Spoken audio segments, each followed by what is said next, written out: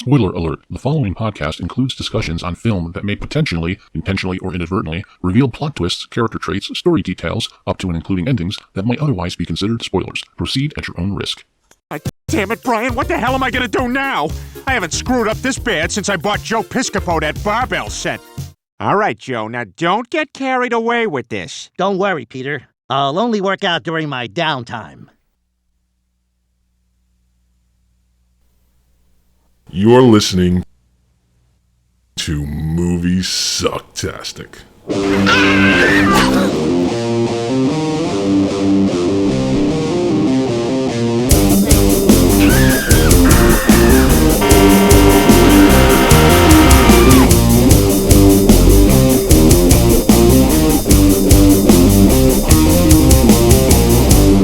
said she stinks, but I mean, she stinks of beauty, the fine dish. I eat it all the time on my breaks. I mean, the night your girlfriend got raped and murdered, I had a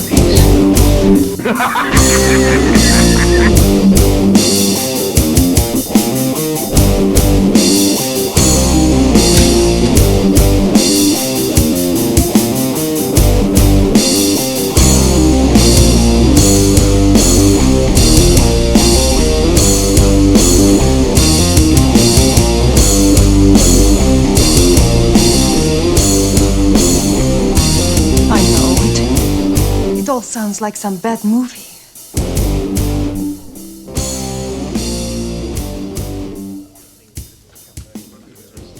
Hello, sir. Hello. Hello.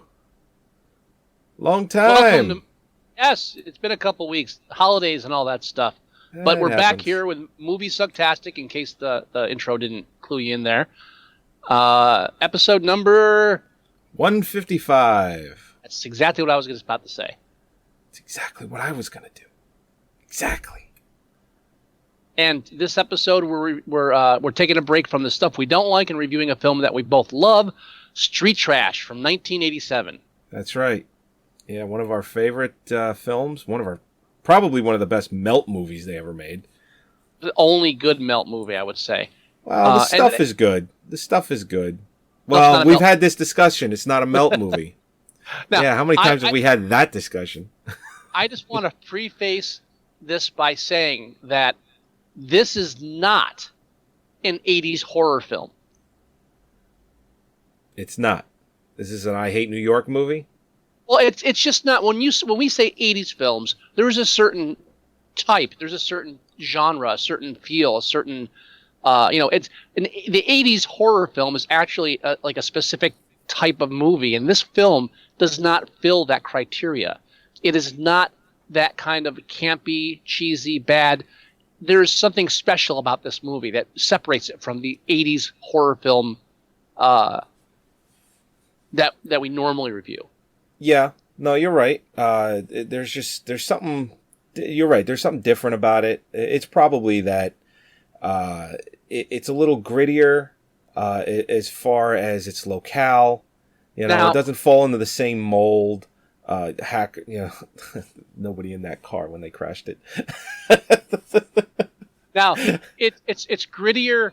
It's grittier. However, with the new Blu-ray release, it is beautiful. Yeah, it's gorgeous. As a matter of fact, if anyone was paying attention when they were watching the opening of the show, the trailer that I played is from the VHS, and the quality of that is pretty much how Scott and I watched this movie our entire lives until a little over a year ago when this was released on Blu-ray.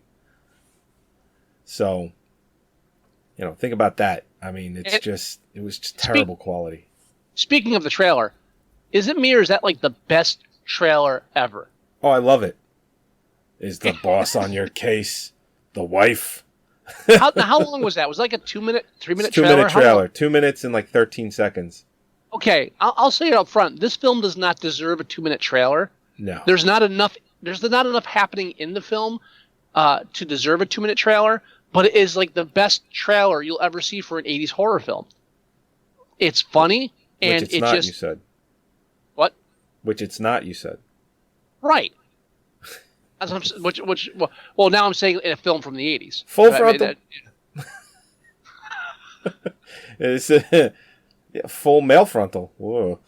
Now, do you want to regale our newbies in the audience with the synopses of the Yeah, film? absolutely.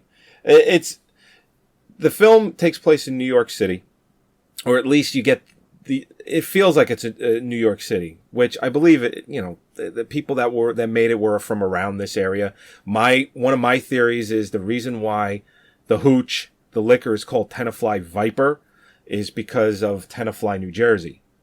Because Tenafly, New Jersey is a hop, skip, and a jump from New York. It's real close. So anyway, the story goes, you have all of these homeless people, these bums. One of them rules a junkyard. He's like he's Bronson. Like Bronson. He's the leader, basically Zach Galifianakis, junkyard leader. If Zach Galifianakis was scarier than he was funny, yes. Yeah, that's right. It's like if you took Zach Galifianakis and like raised him with pit bulls for 5 years, like in the cage in the wild, and just tortured him, and this is that's what would happen to him. That's exactly Zach Galifianakis with post-traumatic stress disorder. That's what Bronson is. There you go. So anyway, a local liquor store owner, he happens to be, I guess, cleaning house, and he comes across a pane in the wall that he's able to pull away, and finds a case of this Tenafly Viper in his liquor store, and decides he's going to start selling it for $1 a bottle. So all of these homeless people come in and they're starting to buy it, but this stuff is obviously poisonous, chemical-ridden garbage, and it's past the expiration date. Yeah, basically, and they all start melting because of it. But you would think that it would just stop there, just bums drinking this liquor and they melt. But it goes a little bit further. There's these characters that they try, and they do well. They actually have character development for a bunch of these guys, specifically Bronson. Yeah, and that's one of the things I've always. I mean, I've dealt with people that I'm doing my finishing up my BFA, and I've had writing friends and screenwriting partners. And I remember the one screenwriting partner I had, I kept pushing Street Trash on. He was like 10 years younger than me, and he wouldn't watch it. I was like, listen, you got to listen to me. This is a great screenplay wrapped around a shitty movie, because it's not just the melting thing. There are sub stories with you've got the Vietnam vet turned psycho homeless army guy that takes over the junkyard and has his own little band of hooligans. You've got the runaway younger and older brother who are surviving, hiding out in the junkyard themselves, and Right. The younger one has the hots for the Asian, half Asian, Asian, yeah, chick American made, but Asian. Okay. The chick that works at the junkyard, and then there's this cop that's trying to find out what's going on with all these murders taking place by the Vietnam vet, and at the same time there's a crossover with the mafia guys, because one of their girlfriends, the mafia guy's girlfriend, is raped and killed by the homeless people at the junkyard. Right. And my favorite character of the whole film is the doorman. Oh yeah, what's his face from? He was Frankenhooker and whatnot. Yeah, what the hell's his name? James Lawrence. James Lawrence. That's right. I love them in Frankenhooker. He's great in this film, and just the whole subplot of him, letting her walk away with a homeless guy and then found dead, and they blame him, and just fucking. And there's the dialogue is there's actually like, I'm not going to say it's great dialogue, but it's well written. There's a lot of funny stuff in there. It's not right. It's decent. It's not. After watching Maniac Cop, yeah, there's great dialogue.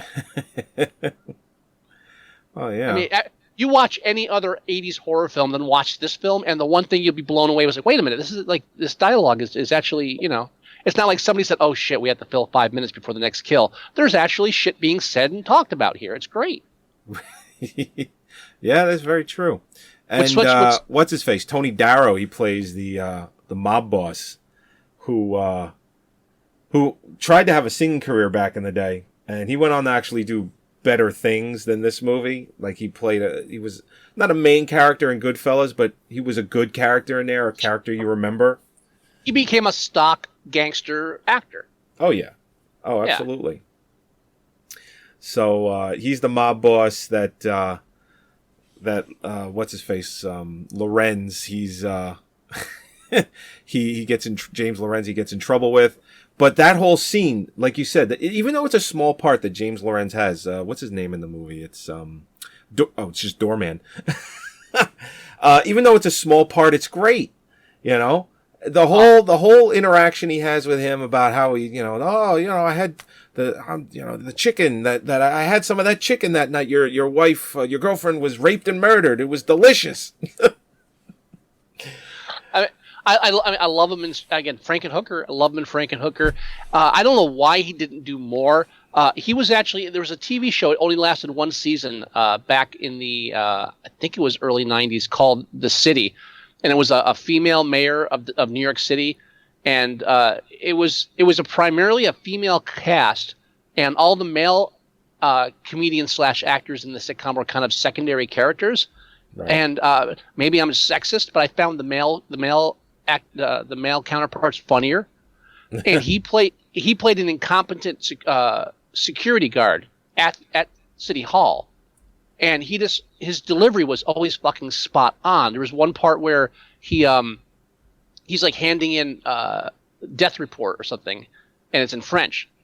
It says, well, it's people have different ways of handling death. Mine is to write about it in a language I don't fully understand. And then somebody would say, que sera, sera. He said, excuse me? I just, and I'm not doing it justice. His fucking delivery was always spot on. I don't know why he didn't do it. I think he ended up in the Beastie Boys, not Beastie Boys, the Jerky Boys movie. I think you're right. And he played like a bad guy in the Jerky Boys movie. Let's see. God, he was in RoboCop 3. Upset driver in RoboCop 3. Oof. Yeah, Jerky Boys. Yeah, he was like a mobster guy, wannabe mobster who was like, he was foil. Brett Weir. He was fucking Brett Weir. Now, if anyone knows the Jerky Boys, Brett Weir was one of their main go-to characters when they would make their prank phone calls. Hi, I'm calling for Brett Weir. Mm-hmm. Man, Jerky Boys, they're past their prime, huh? And I just think that, I think that was like the last thing. He just never got his start past that. He just couldn't get past all that shit. I don't know. Well, yeah, he's never really, let's put it this way. He did a film called God Has a Rap Sheet in 2003. It's Unfunny Drunken Fool at Bar. That's his credit. Then he didn't do movies for 11 years, and he did another one called Laugh Killer Laugh, and he's just Masked Man. So I don't know. It's like, are they fucking with him at that point? They're not giving him character names. He's Masked Man, unfunny guy at bar. You know what? I guess sometimes you just fall through the cracks, no matter how good you are. And I mean, don't get me wrong. It's not like he was like a versatile actor, but he had a presence and comic timing that I found just hilarious. Right. And I think I don't know, maybe he tried too much to get out of the underground films and go to the mainstream. Maybe he just didn't want to be stuck in like Frankenhooker land. Right. Like when is Quentin Tarantino going to resurrect this guy's career? That's what I want to know. Yeah, when's that going to happen? Seriously. Quentin's got to get on the ball. It's only a matter. Who was I was thinking of somebody the other day. That he should. Well, you know who it was? Joshua Jackson. He's the kid from Dawson's Creek, that shitty show back in the 90s. Yeah, I know it existed, but that's about. He was in that other show. Oh fuck, what the hell was it? The one where his father is a crazy scientist, and I can't. It was a really good show, and I can't remember for the life of me. Anyway, he's actually a very good actor, and I could totally see him. Just being in a Quentin Tarantino film, like utilizing him. But when is Tarantino going to resurrect James Lawrence's career? It's bound to happen. Maybe when it's too late. I think I know why he dropped out of the industry for a while. Why? Because one of his last films in 2000, he played Mr. Softy in Swirly, where it was a killer ice cream cone. Oh, no. Oh, yeah, I think that would break anybody's spirit. He was in Titus, though, as salesman. Yeah, I got to find that episode now. I like that show. It almost seems like it's a shtick for him. He doesn't have names in his movies. It's just I guess sometimes you get stuck as the bit actor and you just can't break out of that. No one's looking at your resume as a lead or a follow up character. I think he would have been, you put him in a romantic comedy as like the foil, or even I think he would have been great. I always liked him. There was potential there, and it's sad when it doesn't come through. Yeah. And there is some decent acting in Street Trash. Not to get too much off the sidetrack there. The main character Fred, Mike Lackey, I love him in that. I think he's great. Again, not great acting, but right. There was the one thing I like is if you take a look at the trivia on IMDb, as I cheated through there, is the guy that played Bronson, Vic Noto. He said that they cast him the day before they started filming. Oh, really? And he said, I didn't know what the hell I was doing, nor did I ever understand who Bronson was. I did scene by scene, not even knowing what the movie was about. I didn't read the script until 3 months after it wrapped. I still don't know who Bronson was. Which adds to the character for me. Because really, whenever you see Bronson, there's no real... it's not like method acting. Okay, this is what he feels. No, he's just a ball of fucking crazy. So when he's in the scene and you just tell someone, all right, you're crazy, and you're making out with this disgusting chick, and then you're gonna throw her to the ground and assemble your troops. So I can do that. Now you're gonna kill the guy in the car.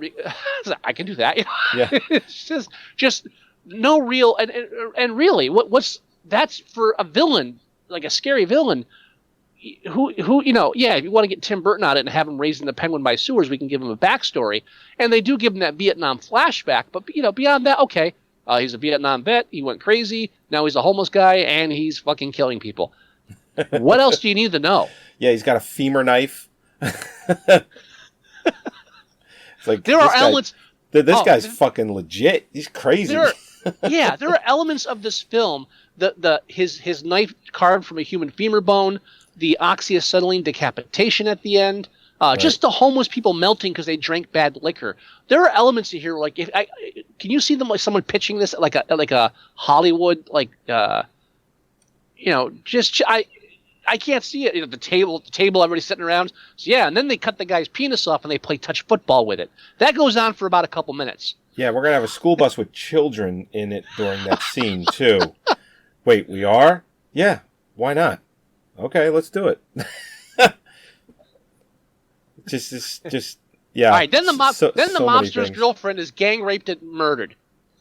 Say for comic effect. Yeah, we're gonna Can we get George Clooney in on this? Yeah, right. So what are you telling me? We're gonna blow 2/3 of our budget on 2 scenes? Yes. That's what we're gonna do. The toilet scene and the end scene. Entire budget. And I know that I'm gonna reference Hobo with a Shotgun. Okay. And I know that whenever people mention that, they reference Trauma. And I think that's unfair because Trauma was never that original. No. When I see Hobo with a Shotgun, the charm to that, the insanity of it, for me, okay, with the Trauma thing as far as the violence, yeah, but for me, Street Trash is the equivalent of Hobo with a Shotgun as far as the original stuff back then. Because this is a film that just, it's insanity, but with a real method and even a message. Yeah, no, definitely. It just, I'm just astounded at how good this movie looks. Is it? I remember when you told me about it. It's like, oh, the Blu-ray, eh? So and I got it. And didn't I call you that night? I was like, Joey, this is fucking beautiful. Yeah, I think you did. Like you didn't want to believe me. I was blown away. The opening shots are like dolly shots, and not even smooth ones either. Dolly shots across these disgusting alleys with graffiti in the background. And again, I watched this film over and over again back in the 80s and 90s, and revisiting it and watching it's like, this film never looked this good. This film can't look this good. Even when they showed it theatrically, it never looked this good. Never. And considering in the melt scenes, which are full of color because they get away with the MPAA instead of having blood, when the hobos melt, they melt in like these Technicolor rainbows of yellows and blues, vile, and oh my God, it's beautiful. It really is. I mean, the reds are red, blues, yellows. I mean, it's vibrant, skin tone, texture on the clothes. I mean, it's very little noise, video noise, I should say. It's just a really, really high quality restoration of this movie. I don't know if it's the right word, but I want to say tactile. I mean, it's you can feel the colors coming at you. I'm going to say not only is this the best melt film, it's the prettiest. It's the best looking. No, prettiest. Prettiest. I need to do a little bit more research. Like when I watch this movie, I want to try and get some street signs and just kind of Google map it. I just need to do that. Like when Joe Piscopo and Danny DeVito in Wise Guys, a lot of it was shot in Newark and Atlantic City, and there was a bunch of scenes right down the Parkway. And I love that movie anyway, but the fact that it was shot 99% here in New Jersey, I could tell you where every scene is. I drive up and down the same section of the Parkway, the Meadowlands, all of it. And I want to do that with this movie too, and I just never had time to do it. There's like little things. If you look, you could see different stores and different parts of New York. I'm convinced that some of this was shot maybe in New Jersey. I haven't checked the IMDb for locations, if it's even up to date with that. I'm sure it is since the Blu-ray came out. Well, you never know. As a matter of fact, where are their shooting locations? As far as the NYP, as far as New York, Bill, I don't know how to pronounce his name, Schipple. He plays Bill the cop. Bill the cop. Yeah. He was actually an NYPD officer. Oh, that's right. You're right. Yeah, so he's an actual cop playing a cop. And again, not the best dialogue, but like when that one woman's yelling at him, he's like, "Lady, I'm not sure you ain't got a dick under there." You know what? I'm in that moment. I believe him.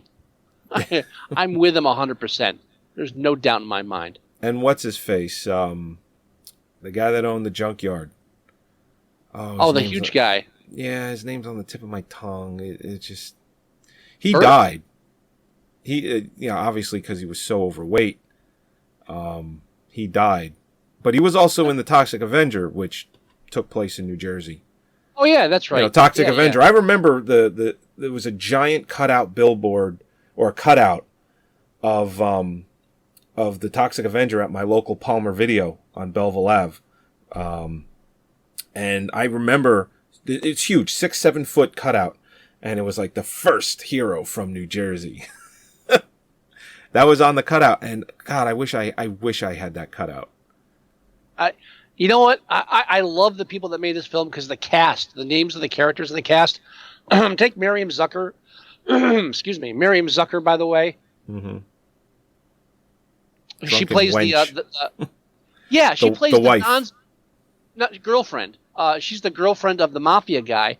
So is it Mafia Don's girlfriend? I'm sorry, I was thinking of the junkyard lady. Yeah, no. It's like, is it the Mafia Don? No. They call her Drunken Wench. The Drunken Wench. Like, really? and that was interesting too. But apparently, she was actually like assaulted on the subway in New York a few years before this film. So during the gang rape sequence, she like had flashbacks. Oh God. Yes, not pretty. No. I guess it would be easier if because I thought his name like really rang a bell, and I'm looking at all the names in the film, and nothing is. I'm just gonna go to the Toxic Avenger and just look him. I thought it was Bert. It could be.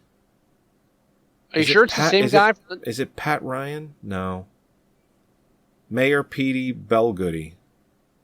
Yeah, I think it's Pat Ryan. Yeah, that's him. Pat Ryan. Yep, Pat Ryan. Okay. I don't know why his name didn't hit me over there. I thought he had a nickname too, like, Pat Big Boy Ryan or some shit like that. I don't know. Okay. Or L Ryan. Whatever. Anyway. So, do they have any shooting locations in the IMDb? I thought you were looking for that. Oh, I got distracted. I got it. I got it. I'll find out. No, I'm looking. I don't think there is. Oh, here it is. Filming locations. Brooklyn, New York. That's it? Greenpoint, Brooklyn, New York City. I don't think they had the budget to travel too much with this. Just fucking go over the GW. But, I mean, maybe to cross over the GW, there's more permits to get for a different state. There's gas money, there's tolls, you got to pay for like the lunch for, because it takes longer to get over there. Dude, this is a low budget. I got a low budget. And it's just I love the fact that like the original cut was 91 minutes, and then when the release the 101 minutes is the unrated version. Right. Yeah, nice 10 minutes there. It just shows you even with even like trying to sidestep the MPA with like the colored explosions and stuff, you just can't. Right. You lose so much back then. I mean, the war on horror films in the 80s was just ridiculous. They're not showing a lot of these actors. They're not showing like where they're from, because I'm convinced that some of these guys are from Jersey. Like Bronson, Vic Noto. He's from New York.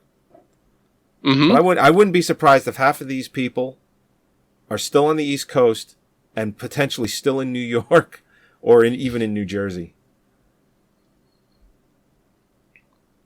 Even James Lorenz. He can't afford LA.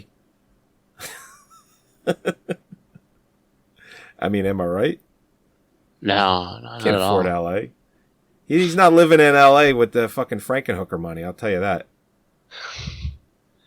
Now, the one guy who worked behind the scenes in some of those films, like the Head and Lauder stuff back then, James Murrow, who worked on the screenplay, uncredited, and was the director. He's working on the Longmire series right now. Oh, really? Yeah. As cinematographer, not cinematographer. He's directing some episodes. He's doing camera work on them too. Wow, that's pretty cool. So he's still working. I'll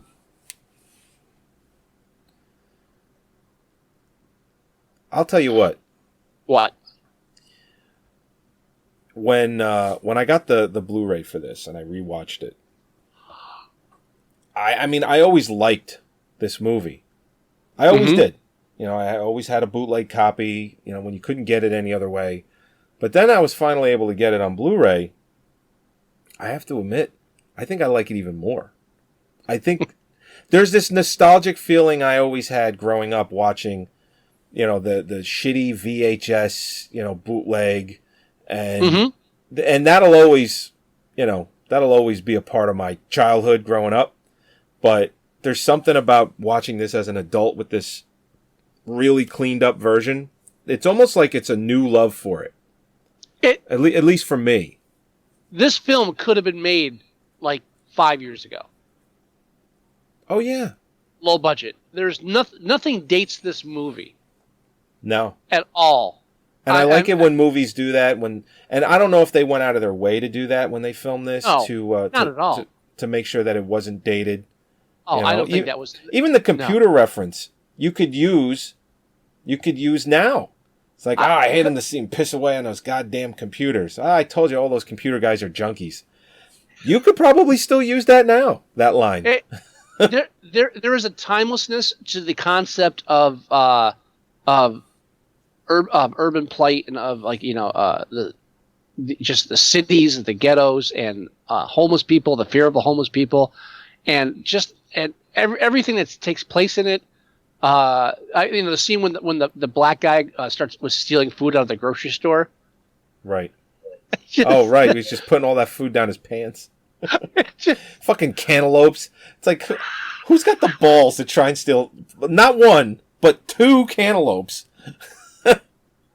The black manager confronts him and says, "Yeah, you got a lily white ass, Mr. Uncle Tom." It's like, wow.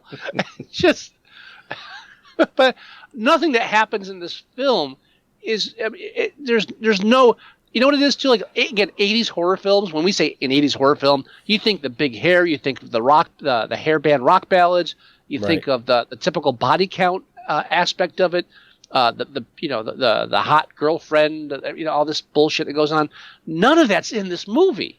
If you showed somebody this that has never seen it before, they might only guess that it's an older film by looking at the vehicles in it, because you can't change that. That's just the way it is. But if you showed them scenes, they might think that this movie was made maybe within the last decade or so, and it was ultra low budget. They wouldn't know that it was made almost 30 years ago. Now, I'm going to say something here.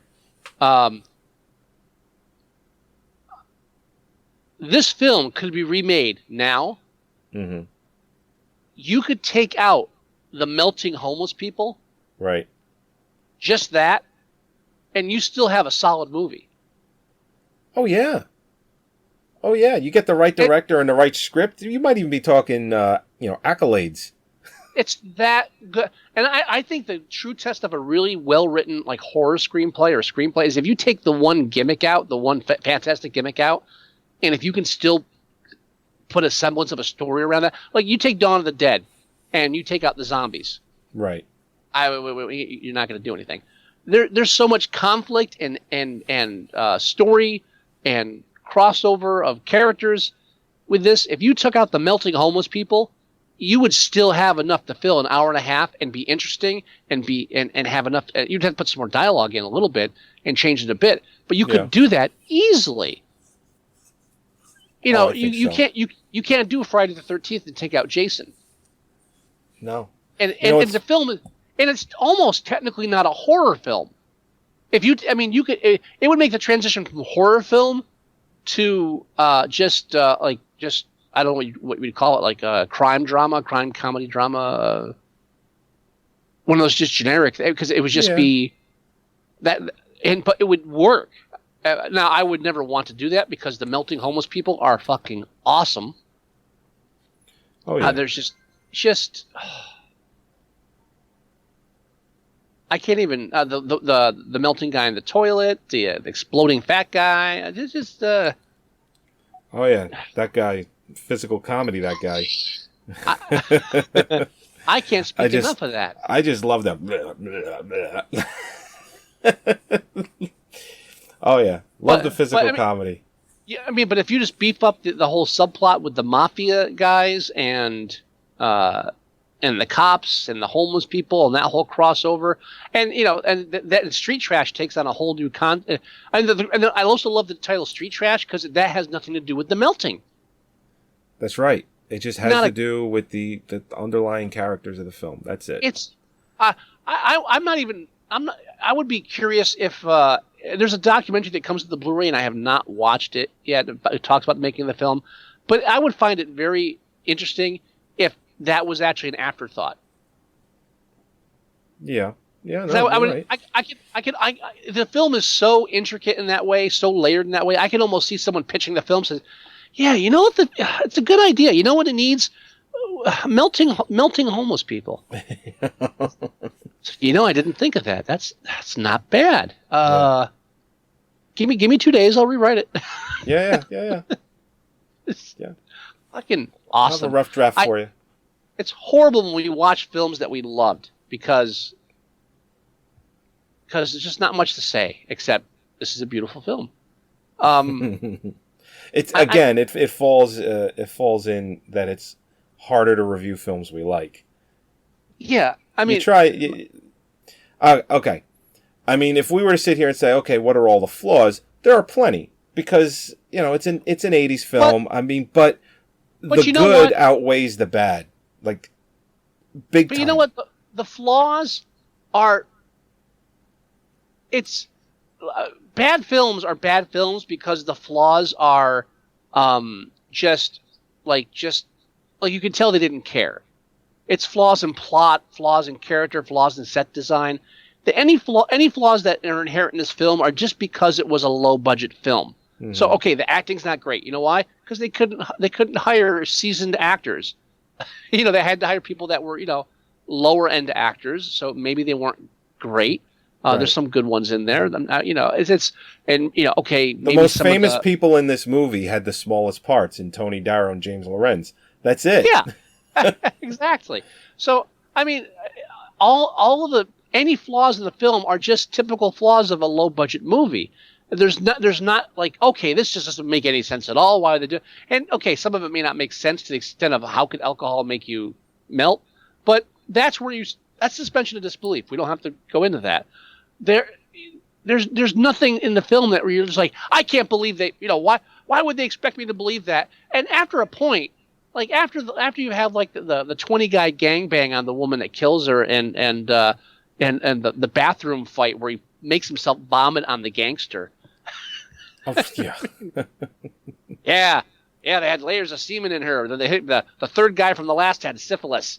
It's like, what? God, the fucking lines in this film. How about a 68? Blow me and I'll owe you one. That's always a classic. I love that one. You mentioned my favorite with the night your girlfriend was raped and murdered. I had a piece. I love that chicken. It was this great chicken. Yeah, just. Hey, Vinny, we got this bastard now. Nobody could stop us now. It's like, wait, who are you talking to, and what about? Who's stopping you? Kiss your prick! It's dripping down the stairs. What? You can't hold your liquor? Hey! Save me that ring. I want that ring. I'm the new Don. It's like, how are you the new Don? You're the doorman. When the doorman's in the police station with the Don, and he snaps on it. Yeah, the Don of douchebags. That's what they call you. I don't talk about anything. The floor wax and the chicken glaze. I don't talk about that stuff. I'm done with this. Yeah, I'm done with it. And then the cop's like, "Hey, kid, what are you doing? I can't protect you 24/7. Don't you have the witness relocation thing? No, kid." Oh. Yeah, that is a great scene. It's a great scene. And, the slowest part of the film, if there's one part that's like, I kind of like mentally like, okay, we have to wait a few minutes now, it's the Vietnam flashback. That's it. Mm-hmm. That's really probably the only part that slows down the film a little bit for me.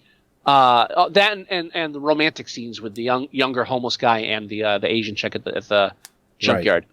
But those aren't too long. No, they're not. They're really not. Yeah. If you like gory films and you like really tasteless humor, this is the movie to watch. You have no excuse not. And again, I stand by it. This is a well-written screenplay. Oh, no arguments here. I will hold this up against Titanic any fucking day of the week. Hey, you know what? I would say the cinematography in here is probably better than Titanic. Well, it's definitely more colorful. It's way more colorful. So 2 thumbs up, I guess. Sure. Now, let's go ahead and rate. All right. Street Trash and IMDb. Now, it's currently at 6.2. I am going to push for the highest rating possible. You want to go 10? No. I'm saying the highest rating we can possibly give it. I would have just said 10. If that's, I would say. Okay. Wait, I took it as the highest rate as possible is you can't go higher than 10. That's how I took that. No, I'm saying the highest rating we could possibly give it, reasonably. We've never given a movie an 8. I want to give this an 8. I want to as well. All right, let's walk it backwards. If we walk it backwards from 10. Okay. All right, we have to remove a star for the not so stellar acting. Okay. We have to remove a star for the low cost, the production value. See, I don't even know if I would take a star off for that. They were working with what they had. And Well, we same can't goes give for it- the acting, like you said. They were working Can't- with what they had. Can't give it 9 stars. No, we can't. I want to give this 8 stars. Oxyacetylene decapitation, severed penis touch football, femur bone dagger. Fucking, I want to give this 8 stars. Gang raped mafia wife, girlfriend. Gang rape mafia girlfriend. Yeah, we got to go 8. We have to. Hitmen in checkered leisure suits. I'm going fucking 8. Go 8. 8 it is. Ha! Go 8. Look at that. Now, 5,000 users. 5,000. That's a lot. I'm actually That's a lot. surprised that this has that many. Now, I'm feeling a little vindicated because the highest rating given to the film is 7 at 18.1%. Okay. Yep. So there it is. We're not that far over the average or over the highest one. And it's pretty steady. You know what? It's one of those films where I'll tell everyone you that what. rates it 12.9% gave it a 10. That's pretty fucking high. I think it's one of those films where almost everyone who bothers rating it actually liked it. Yeah. And the demographics aren't too skewed. The highest demographic is, and I'm looking at the specific like age groups. Sure. The highest is actually tied. Well, it's the highest male female demographic is males 18 and 29. No, males under 30 18 to is the highest 44. demographic. 7.1 for males under 18. Males under. Oh, okay. You're right. Males under 18 is 7.1, and then the lowest one is females aged 30 to 44, 5.9, which doesn't surprise me. Yeah. Yeah. It's a hard sell for that age group. but I mean, honestly, majority of these, the female percentage and the male percentage they're only off by like 1 point at the most. So, yeah, for sure. This film is well over 5 stars on IMDb. Just proves how good a fucking movie it is. That's right. A film like this, if it was truly a bad film, I think people would have latched on and given it, worse reviews. I mean, if you look at the percentages for for the 1, 2, 3, and 4 stars, the lowest numbers out of the entire list. Mm-hmm. It's very, very low. 6 and up is where everything went in. So, yes, and it says there's almost 3,000 non-US users rated it too. So obviously this was a big following, probably in Europe. A lot of movies like this go over big in Europe. Oh yeah, because they're better than us. But we give them all their entertainment. You shouldn't have mentioned Adam Sandler. Well, you mentioned Adam Sandler. No, it was you with the Well, ladies. okay, no. Well, I was talking about the leak thing, and you just rolled with it. Because you mentioned it. It was briefly. I mentioned it. It was a throwaway thing, and then you're like, I mentioned it because it was. Thank you. It was. Oh, we're making too many Adam Sandler movies, and then we thought it was funny, and you just kept that was going. open. Well, that's because you opened it by mentioning it. Okay, now.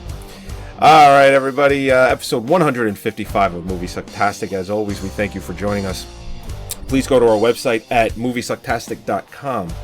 You can listen to all the shows there. You can download them there. You can watch this very feed live every Thursday right from the website. You can also go to iTunes and you can download the show. Also, you can leave us reviews. We always appreciate those. If it freezes, just try again. You can leave us voicemail at 908-514-4470. Our email, themovieguys@moviesucktastic.com. You can go to our Facebook page at facebook.com/moviesucktastic. You can go to our Tumblr page at moviesucktastic.tumblr.com. And be sure to download our app for your Android phone or tablet, any Android device that you have. It's 100% free. Everything I just mentioned is completely accessible directly from the app. And that should just about do it. You got any words of wisdom there, sir? Kiss your prick. It's dripping down the stairs. I'm talking about life.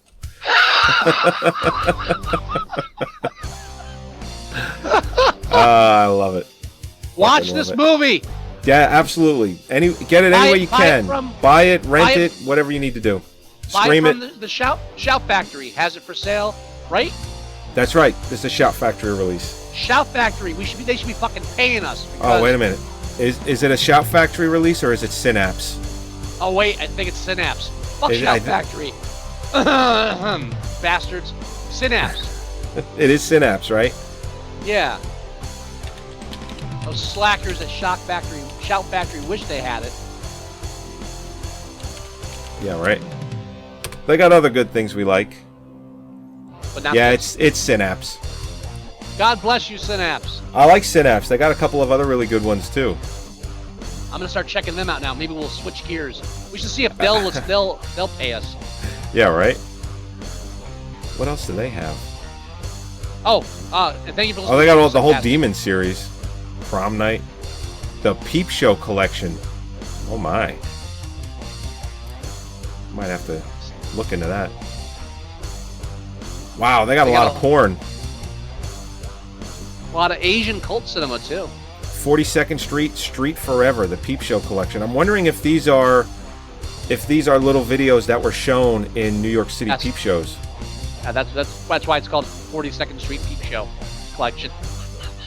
Hey, listen, I never went into one of those, so I couldn't fucking tell you. But you know what a peep show is on 42nd Street. It's in the title, sir. Yeah, listen, okay. The music is now over, and there's nothing behind us now. There's no bed. It could have just listen. What did I say? I said I wonder if it's the films that they showed in those peep shows. I never went to one of those peep shows. It could just very well be a collection called the Peep Show Collection. It had nothing to do with peep shows. And it's funny because internally I was thinking there's no reason to think about it because it's obviously peep shows from 42nd Street because it's in the title. You made this bed. You made this bed. Now you must lie in it. Okay. If there were still some peep shows around, we could find out if you're right. But there aren't. I'll find. So. Oh yes, there are. I'll find out. Yeah. Oh yeah. I don't want to go anywhere near them. Nowhere near them. All right, we gotta go. Thank you for listening. Yeah. Goodbye.